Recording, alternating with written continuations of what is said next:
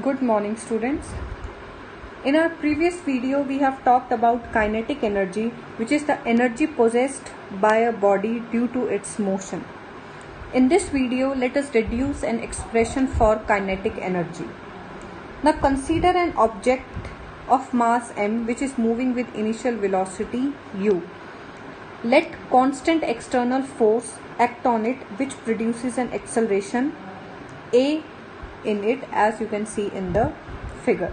So if v is the final velocity of the object after having undergone a displacement s, then from third equation of motion we know that v square minus u square is equal to 2as.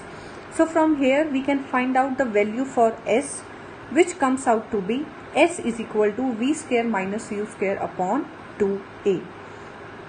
Also from the definition of work done, we know that work done is equal to force into displacement, and from Newton's second law of motion we know that force is equal to mass into acceleration. So now we know the value for force and also we know the value for displacement.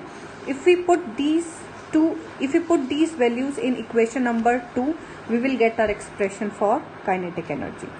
So put the value of displacement and force in equation number 2, and after putting it we get this equation, which is W is equal to ma into v square minus u square upon 2a.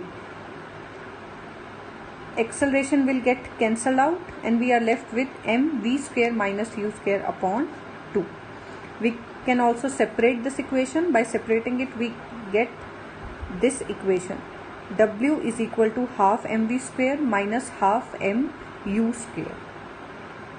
So if we consider that the object is starting from its stationary position, that is object is initially at rest, it means u is equal to 0, and this equation number 4 will now become W is equal to half mv square.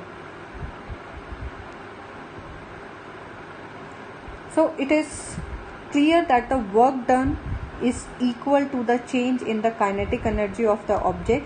If u is equal to 0, the work done will be half mv square.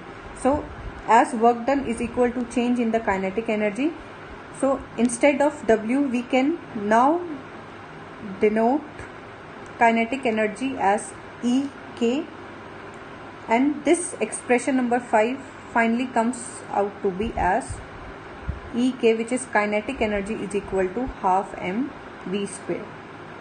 So kinetic energy of a moving object is defined as half the product of the mass of the object and the square of the speed of the object. So this is the expression for kinetic energy, half mv square. So this is the expression for kinetic energy.